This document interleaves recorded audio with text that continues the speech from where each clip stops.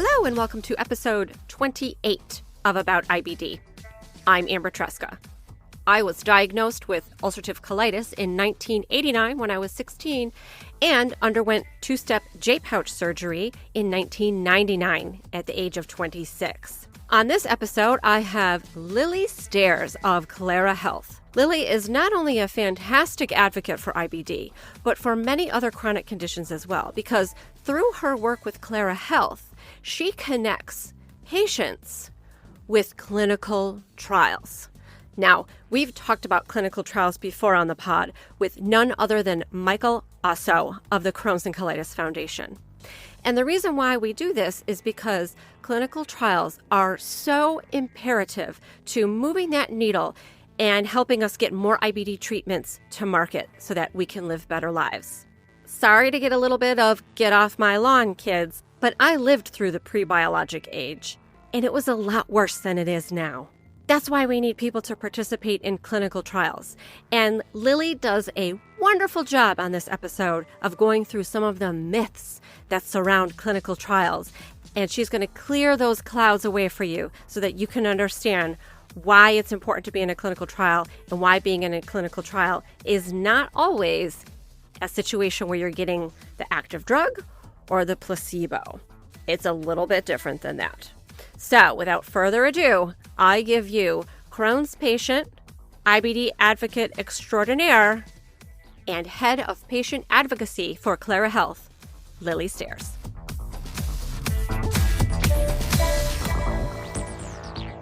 Lilly, I want to hear a lot about your Crohn's disease diagnosis from the beginning. If you could take me through things like how long it took you to get diagnosed, how you got diagnosed, and then I do want to hear, too, some more about your move from Boston to San Francisco and how that has played into your life. Sure. So at the age of, I'm going to take you back to age 7 to start. I was diagnosed with psoriasis, which is, it's a skin disorder. I had these little spots all over me that looked like chicken pox. And at the time, I didn't know that that was an autoimmune disease. And I also was never told that 30% of people who get psoriasis will actually get psoriatic arthritis. And so fast forward to when I was 19 years old, and I woke up one morning to the point where I literally couldn't move. So I was just paralyzed in pain, every single joint in my body. And I was in and out of doctors' offices. They couldn't figure out what was going on. Finally, I saw a rheumatologist who said, "You have psoriatic arthritis." And here I was at the age of 19, devastated, because who gets arthritis when they're 19? You always just think of your grandmother having arthritis. And that was really hard for me to cope with. And I know we're talking about Crohn's disease, but I promise it's all connected. All of the autoimmune diseases are unfortunately very connected. So I started on actually right on a biologic because it was so severe. They passed the first few treatments, and I was fortunate enough not to have to go through step therapy. And so I started on Humira, and that did not work well for me. I was also on a high dose of steroids, and a couple months later, about 6 months later, I literally, again, out of nowhere, had this crazy stomach pain unlike anything I had ever experienced in my life. And so my mom took me to the ER, and the doctors kept asking me, "Oh, are you happy at home? Are you happy at school?" They thought I was faking my pain. And so I was sent in and out of the ER 3 times in one weekend because the doctors just thought that it was, mental. It was all in my head, which is, of course, something that women consistently experience in the healthcare system. I was just in an event talking about how, unfortunately, women are just, I think it's like 75% more forced to prove their pain than a man when they're in the hospital room. Don't quote me on that number. I'll have to pull the statistic later. But anyways, so I ended up finally getting admitted. And they had run every test under the sun. And they said, listen, we can do one more test. It's a capsule endoscopy, and it's going to take pictures as it moves through your body every 3 seconds. And finally did the capsule endoscopy, and I wasn't faking it. I had bleeding ulcers in my small intestine. And it was at that point that I received a Crohn's disease diagnosis. Now, I had never had any of the other symptoms. I think some of the classic symptoms we hear about with Crohn's disease are often running to the bathroom, and I just never had that. So no doctor ever really put 2 and 2 together that Crohn's disease could be an issue for me until it was at such a severe point. And what's really also interesting is that truthfully, the doctors aren't 100% sure if I have psoriasis, psoriatic arthritis, and Crohn's disease. It's possible that I just have psoriasis and Crohn's disease, and the joint pain was actually a symptom of the Crohn's. In the end, they say it doesn't really matter because it all gets treated the same way. But just a little extra fun fact. And so I was out of the hospital. I was hospitalized for 2 weeks, left the hospital 30 pounds lighter because I couldn't eat the entire time I was there. I was started again on Humira, failed on it, switched to Remicade, got up to the highest dose, added the 6-MP, failed on it, built up the antibodies. And, or you know what? I've actually learned you're not supposed to say that you failed on the medicine as a patient. You're supposed to say the medicine failed you. And so that's really important to me to say now. So I'm trying to shift my language around that. I learned that from some other advocates. And finally, I am now on Stelara, and I've been on Stelara for October is going to be 5 years of medically controlled remission for me. And I am beyond thankful for that. And so I feel very lucky to have found something that worked so well for me. How old were you at diagnosis? I was 19. So the psoriatic arthritis and Crohn's were back to back. Okay, they were right together like that. And how old are you now? I am 26. Okay, great. So the Stelara got you in remission pretty quickly, actually, because now you've had 5 years of remission. It was amazing. So I had probably like about 2 years of struggle trying to figure it out. But in the grand scheme of things, I know how fortunate I am compared to some of the patients that I've interacted with who have not been as lucky to find something that worked so quickly. Right. And I'm going to quiz your knowledge of psoriatic arthritis a little bit here, because that's a fair point that you could be having arthralgias that are connected to the Crohn's disease, and it's not actually a diagnosis of psoriatic arthritis. But are there criteria for psoriatic arthritis that you meet or that you don't meet in some way? What's interesting is that with psoriatic arthritis, you actually tend to find that you get these sausage-like fingers and toes, and the psoriatic arthritis tends to present more in just your extremities. So again, like, your hands and your feet, whereas my joint pain was total body. And so that could be an indication that it's not as aligned with the psoriatic arthritis. But again, it's still difficult to tell. And I've had different doctors say different things. So I've had one say they think I have all three, one say they think I have both. But again, it doesn't really matter. Right. Is psoriatic arthritis progressive, though? Yes, I believe it is if you don't get it treated, much like RA, right? In that it will, if it's not being treated, it will progress.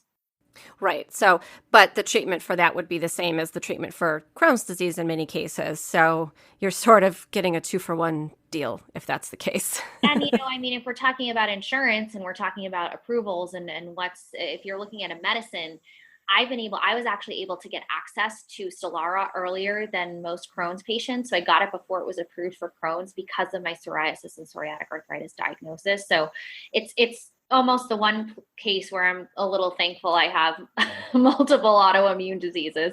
Right. So that's a fair point. It was not approved for Crohn's disease. I don't know off the top of my head the year. It was recent. So you were receiving it based on the psoriasis and the psoriatic arthritis because that's what it was approved for first. Yeah. So I was able to get it, like it was treating my Crohn's off label at the time. I mean, also treating the psoriasis and maybe psoriatic arthritis too. many of the biologics or even some of the older medications are sometimes approved for a certain indication, a different autoimmune disease, and then it moves along and they also get approved for, a form of IBD, one or more forms of IBD. So I think that's also gives kind of a great measure of success and safety in some cases, because we might not have heard of a drug until it becomes approved for use in an IBD. But in some cases, they've been in use for many years for a different condition. And there's all sorts of safety data and so on and so forth that we can rely on. The only thing that's different is that sometimes, or usually most of the time, I guess I can say probably off the top of my head, that biologics, people with IBD, if you're using it to treat an IBD, might need a different dosage. How did that work with the Stelara? Did you go through anything with that? They started me on the traditional dose, I believe, for psoriatic arthritis, but then there were some studies that have been done, and I believe it was after the approval for Stelara in IBD or Crohn's disease that I was able to, that my physician said, let's increase the dose because this is the dose they found to be efficacious in Crohn's disease patients. Right. Was it working at the lower dose? I think it's almost half. The dose goes almost doubles for Crohn's disease. It was working at the lower dose. And so I was hesitant to say, let's increase the medication, but I also was just so thrilled to have something that finally worked that I didn't want to push back on my doctor with that. Where I have pushed back on my doctor is in adding a methotrexate or a drug to help prevent building antibodies. And I have a few different reasons for that. Stelara doesn't necessarily build antibodies in the same way that some of the other anti-TNF inhibitors do, like Humira and Remicade. And I also didn't want to be adding another drug when I really didn't feel I needed it. And methotrexate has a lot of side effects. I'm in my 20s and like to go out and have a glass of wine at happy hour after work. And so there were certain things I didn't want to give up to add a medication that I didn't think I necessarily needed.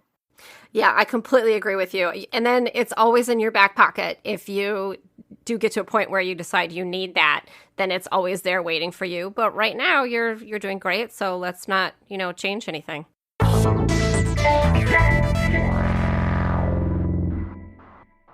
Have you heard about NUCA?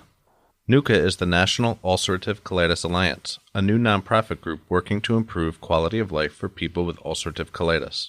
We're doing this through education, support, community connections, and empowerment. NUCA is different because it is created by and for people living with ulcerative colitis and designed to help you through all stages of your disease journey. NUCA is flaring soon. Subscribe to our newsletter today to get the latest information about NUCA and find out how you can be a part of the community. Go to nuca.life to find out more and sign up. You can also find us on Facebook, Twitter, and Instagram by searching for NUCA Life.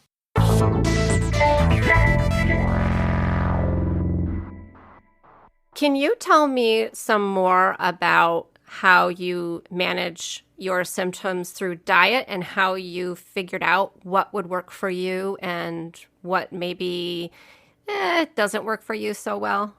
Yeah, sure. So I initially kind of got involved in the complementary medicine diet space early on after I was diagnosed, just because I kept being on medicines that weren't working and I was not doing well. And so my mom, who was my primary caretaker, started looking into other options. Okay, what else can I be doing to help complement my care? And ended up seeing a nutritionist who put me on a special, what she viewed as a diet for IBD, which was gluten, lactose, and refined sugar free.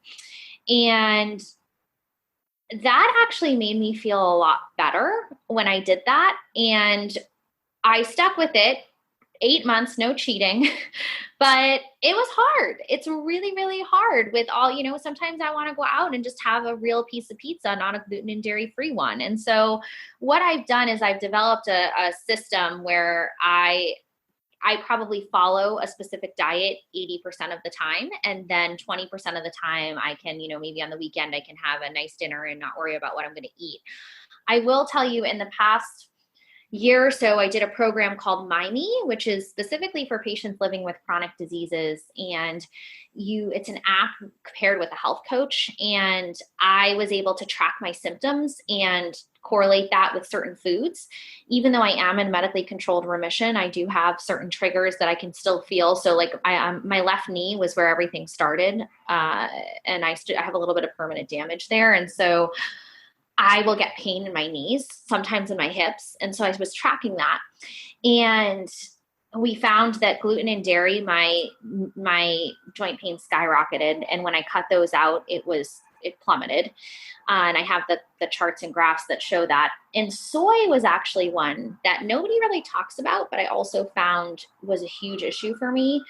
And I discovered that after eating edamame, which is a soybean it's soybean plant. And I was so sick. And so I said, okay, maybe I actually have an issue with soy, and soy is in everything. So so right now I do soy-free, gluten-free, dairy-free, and low sugar. And I also take a number of different anti-inflammatory supplements. There are all these diets out there, and this is what I caution patients about. There are so many diets, right? There's paleo, there's vegan, there's autoimmune paleo, there's custom diets. You have to do what's right for you. So for instance, vegan would be really difficult for me because so much of the protein in that is soy-based. But there are plenty of people who will tell you that everybody should be eating vegan. And I think especially when you have IBD, you need to trust your gut, listen to your gut, and do what's best for you. I have a lot of respect for your adhering to such a diet. When I was younger, I was diagnosed at 16. I, for sure, really restricted my diet a lot. Whether or not that was good or bad, I couldn't tell you, but I didn't really eat a lot, honestly. But today, forget it. I can follow 0 diet plans. It's hard.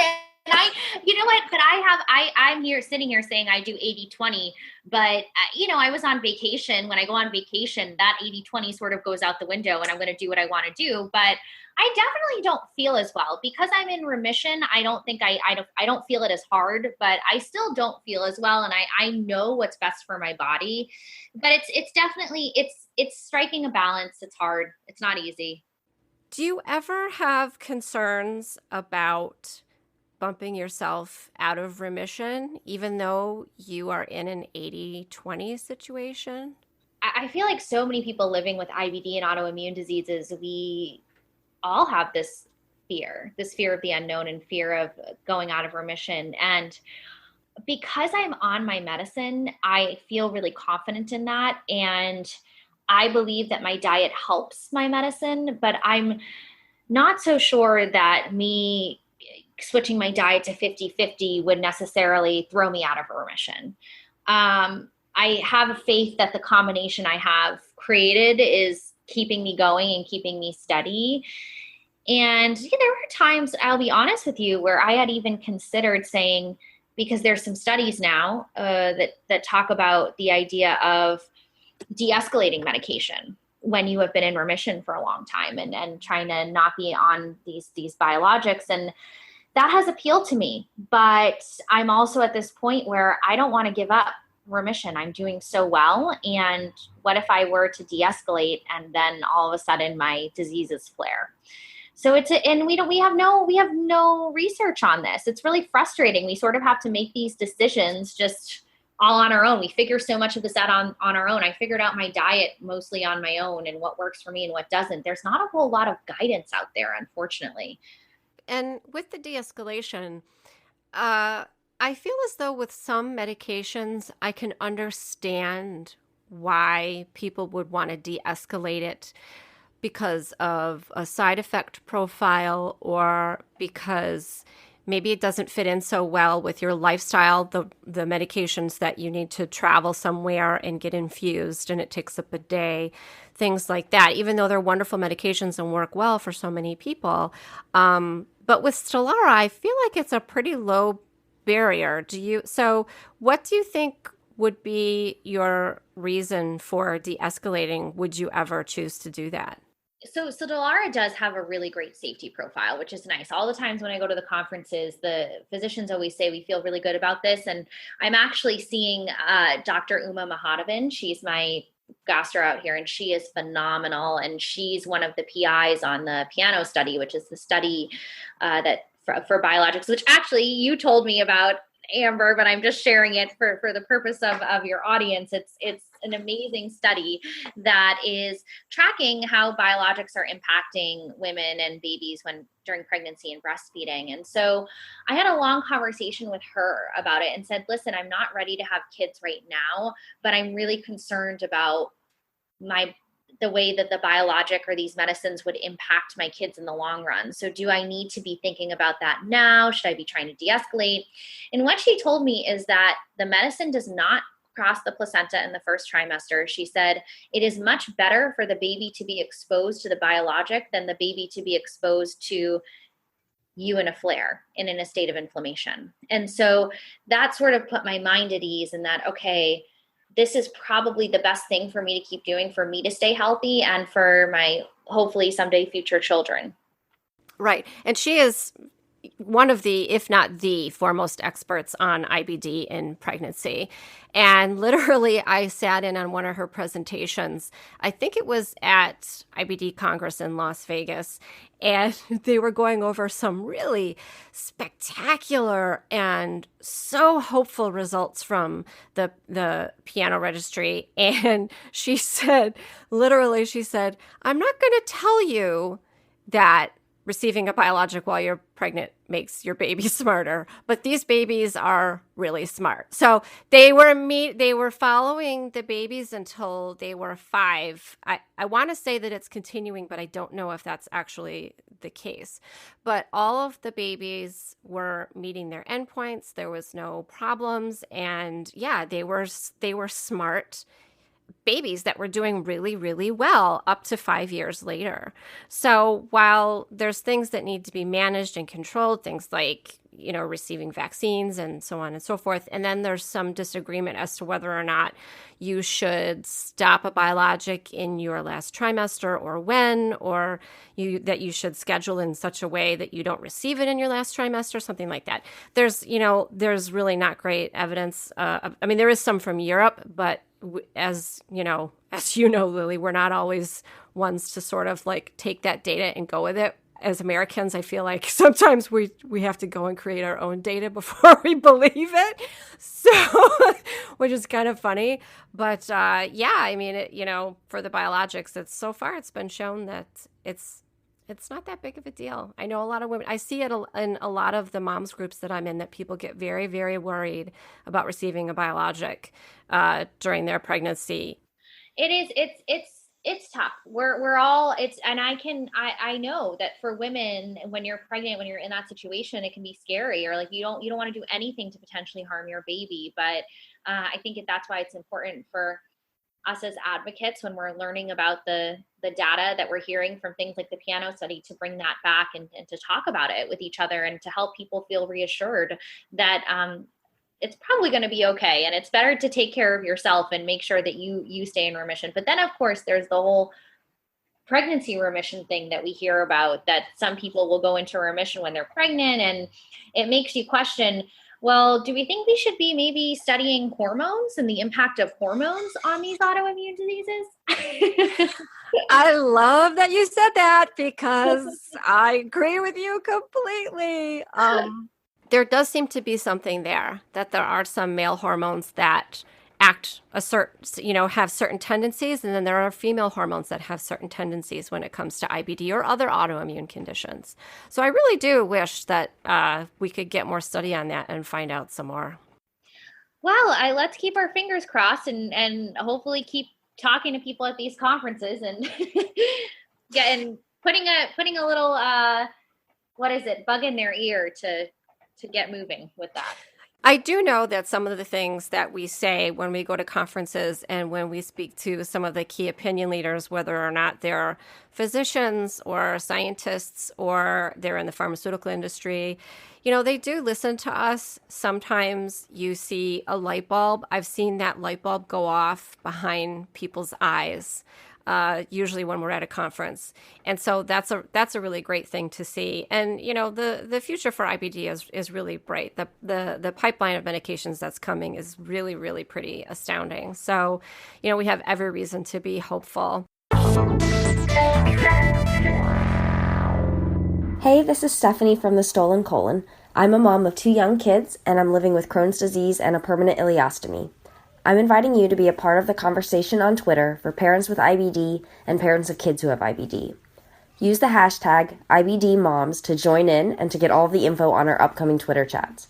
While you're there, don't forget to follow me at smlhughes and check out my blog at stolencolon.com.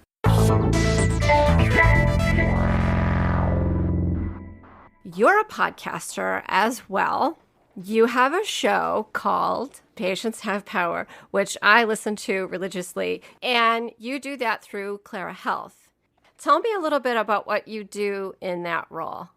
Yeah, sure. So I feel so fortunate to have the opportunity to have been a founding member of the Clara team. And so what we're working to do is we are working to connect patients to clinical trials. We're working to make the process a lot easier because at this point, it's a little bit of a mess. The burden's on the patient to find trials. One of the only ways that you can find trials, if your doctor doesn't bring it up, is on clinicaltrials.gov, and it's a .gov website, so it's really clunky and difficult to navigate. And so what we're doing is we're holding the patient and caregiver's hand through the process. We do a lot of work on raising awareness about clinical trials in general, just to demystify that guinea pig mindset, the I don't want to be a guinea pig. And so what we'll actually do is we combine tech with the human touch, and you can come onto our website, set up a health profile and get custom trial matches. We also have real live humans standing by, so you can call, text, or email us, and we will help handpick those trials for you. And we'll even go ahead and call the clinical trial sites. We'll help you get a pre-screen set up. We'll coordinate care. We set up your travel. So we'll call you Ubers. We'll work with your insurance. We handle all of those little frustrations that a patient might encounter to make it as easy as possible so that the patient and caregiver can focus on just getting better. And we're doing this all free of charge to patients and caregivers. What kind of patient would be someone that would contact Clara and receive help in that way? Would it be is it rare diseases, ultra rare, common diseases? Great question. So any patient with any disease, even healthy volunteers too. But, and because we're on the About IBD podcast, let's talk about IBD. We have a lot of patients who come to us in the IBD realm, and that's for a number of different reasons. A big one that we see is because they've maybe exhausted a number of the treatment options that are currently available. So perhaps they've built up antibodies to a number of the different biologics. They're feeling frustrated by their current options, could be another reason. So they don't like the side effect profile of what they're on. They don't feel comfortable with the medications they're taking. We've seen patients who unfortunately have lost their insurance, or their insurance is refusing to cover a medicine that their doctor wants them on. And so they're coming to us to look for other options. And then we also have patients who perhaps are looking for a complement to their current care. So there are actually a number of diet studies going on in the IBD space right now, and supplement studies. So we'll have patients coming in who are looking to, maybe do a study on the Mediterranean diet. And that's just one example or a couple of different examples of reasons that patients might come to the platform. But a big part of our messaging and what I've been trying to share as a patient, because I used to be afraid of clinical trials and I used to say I would never do one, but they really can offer access to cutting edge therapies, and it's important to consider them in your suite of treatment options. So, you've done, let's say you've tried Humira, you've tried an anti-TNF inhibitor, and now they want you to try Remicade. Well, I failed on the first anti-TNF inhibitor. Why are you making me go to another one? maybe that's an opportunity to say, hey, I want to go see what other biologics are in the pipeline and do a clinical trial with one of those. I read an article the other day that most people are willing to help with clinical research. They don't know how, and they don't have the knowledge base that's necessary for them to fully understand what it might mean. Is there a particular myth or misconception that you are dispelling? Like, what's the biggest one that you're constantly having to come up against and to promote understanding? Yeah, so outside of the I don't want to be a guinea pig mindset, which it sounds like if people are willing to contribute to research, maybe they've gone past that phase. The big one is actually dealing with placebos. So a lot of people say, I don't want to get the placebo. I don't want the sugar pill. Well, actually, most trials now, you either get the new treatment or you get what is known as the standard of care. And so the standard of care, it means that you are being treated. You're just being treated with something that's currently approved. It's the approved standard of care. So whatever that means in whatever therapeutic area you're in, I'm not sure what the current standard of care is for IBD. Do you know? There's not really one. There's not really one. Let's say that if they're doing trying to study a new biologic, half the patients would be randomized to get the new biologic and half would maybe get an existing biologic that's already been approved for Crohn's disease. So it's not like you're going to sit there and your disease is necessarily going to progress because you're just getting a sugar pill. And so that's an important point to note, because that's something that often stresses patients out. And quite frankly, it would stress me out too. And so now granted, there are still some studies that do have a sugar pill placebo. So you need to read through and understand that. And there are people who will sit down with you and go through the protocol and make sure that you understand, go through what's called informed consent. I want to pull on that a little bit, informed consent, because you and I, as patients over many long years, have signed reams of paper. Every time something needs to happen, you're signing all of this paper. There's been times when people stood over my hospital bed and waited while I read it. There's been times where, honestly, I probably didn't read the whole thing. So tell me what goes on as far as informed consent in this situation, and how rigorous is it? Is there anything, for instance, that's mandated by the FDA and that type of a thing that they have to do? Yeah. So it is a pretty rigorous informed consent process. It's often a very, very long document, which I was just talking with some people in industry yesterday and was like, you guys have got to cut down your informed consent documents because it's ridiculous. You know, when a patient, especially a patient who's considering going into a clinical trial, they're probably not feeling all that great. And now you're going to sit there and make them read a 60-page document filled with scientific jargon that they at the end of it, they still don't know what they're signing. And so I think we still have a long way to go in terms of actually developing informed consent documents that make sense to the average person, and something like executive summaries at the top of them that really hit upon the key points would be great.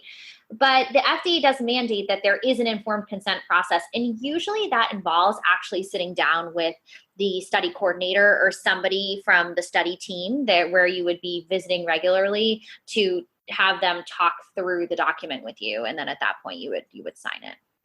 Right. That makes a lot more sense to having someone there that you could ask questions of in real time and get answers, because it would seem to me that most people would say, I've got this really long document here, sort of, is this a list of all of the things that now I'm signing and saying, okay, if these things go wrong, there's nothing, I don't have any legal recourse. I mean, I'm just saying that's like, I think that would be a conclusion that a lot of people would come to, whether or not it's, correct.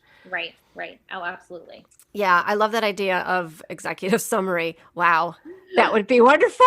Well, I just made that suggestion a couple of days ago, so let's see if anything happens. But unfortunately, pharma, they try, but they move at a slow pace. They're bogged down by regulations, so we can only hope that things. But they're trying to make it better for patients. Many of them are, and so I think we just need to keep pushing them in the right direction. I agree. And once you've seen the other side of it, and in my work with people from industry, I've had the talk where I say, well, why can't you just, and then they'll sort of sit down with you and say, well, here's why we can't just.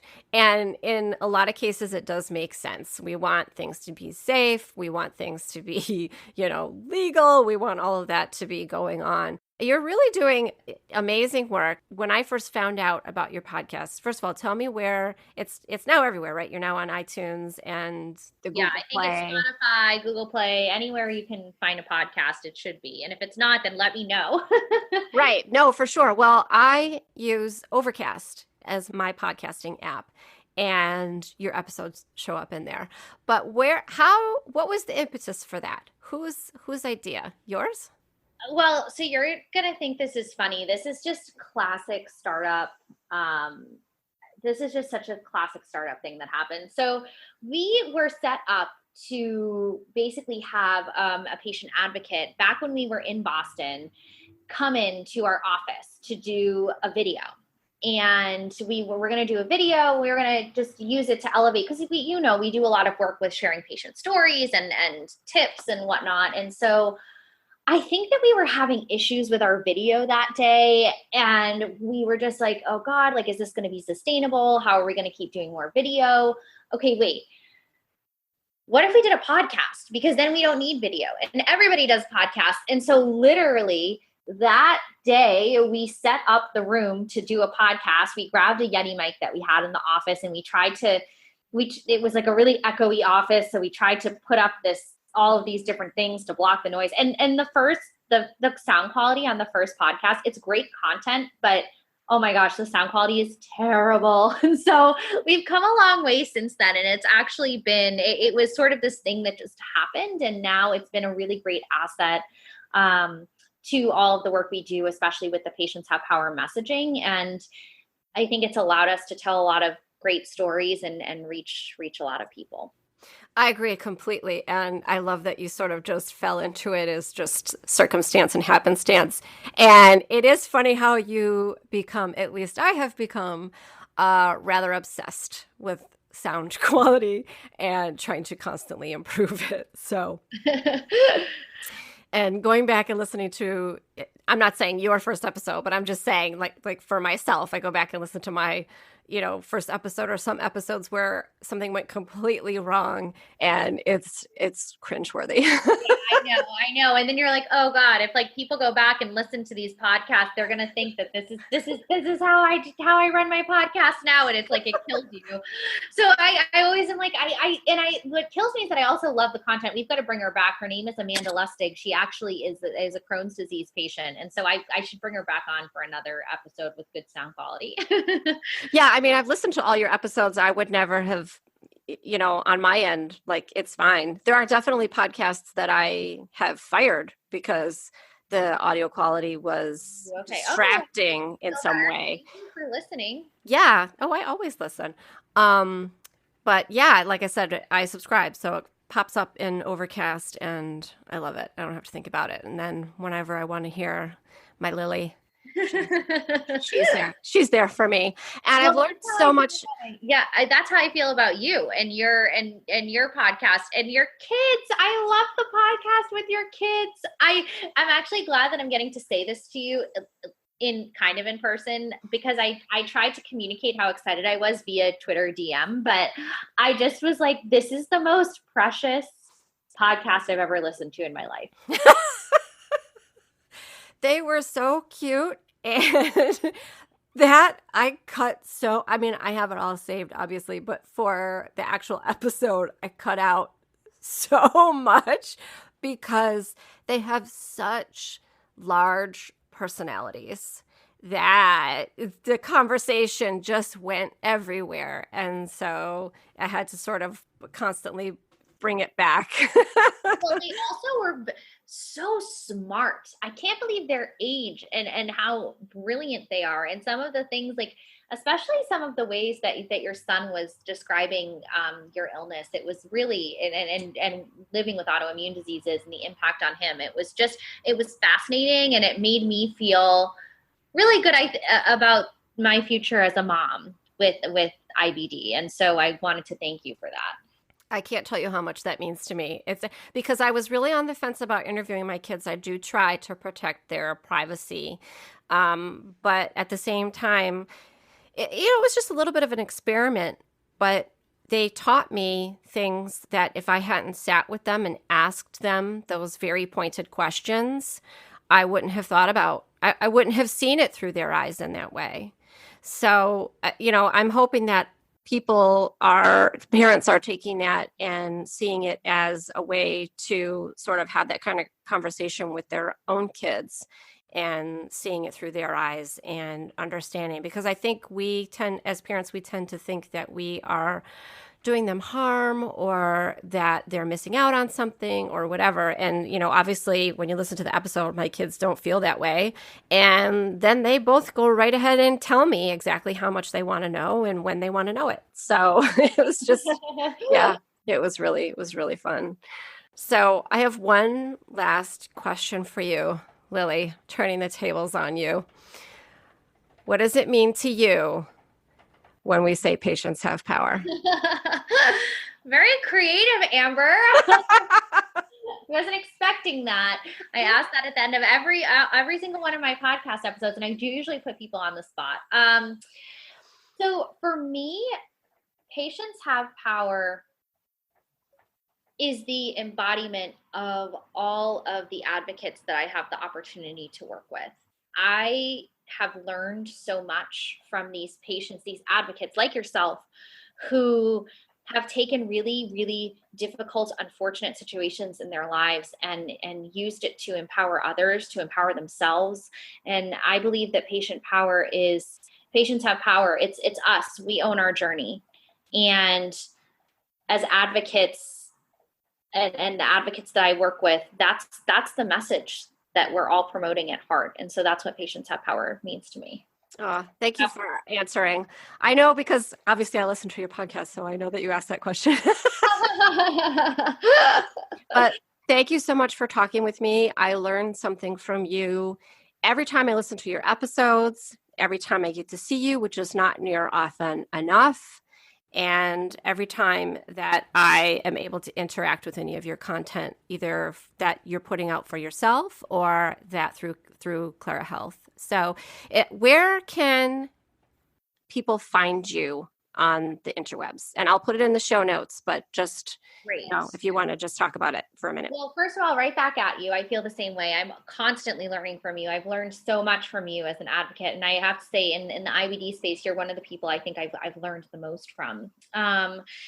So you can find me personally at lillystairs.com, Lilly with 2 L's. And, that links out to all my social media. I'm probably the most active on Twitter. At Lilly Stairs is my handle. And then you can find Clara Health where I work and happy to chat with you about clinical trials anytime.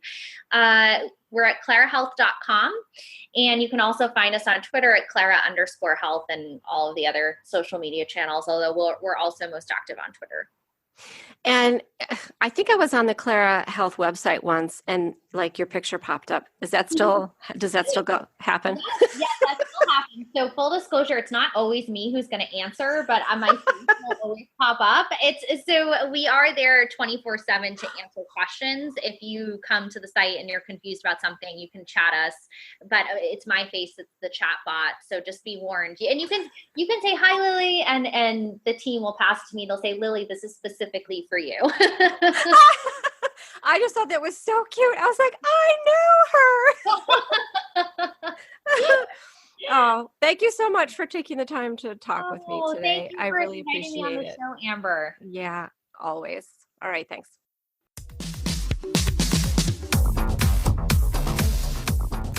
Hello, super listeners. Thanks for making it to the end of the episode.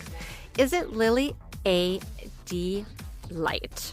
She has the best laugh. And I'm always excited when I get to see her at a conference or a patient advocacy event because I know that she's going to teach me something. And I also know that we're going to have a good time doing it together. Special thanks to Lilly for taking time out of her day to talk with me. You can find her at Clara Health. And if you go to the website, her picture will pop up. You can chat with her if she's there, or like she said, they'll give her the message. So swing by, see what's going on with Clara Health. See if there's a clinical trial that you might be a fit for. Remember also to hit up Lilly's social media sites, and I'm going to put all of that in the show notes to make it nice and easy for you. Thanks again for listening, and remember, I want you to know more about IBD.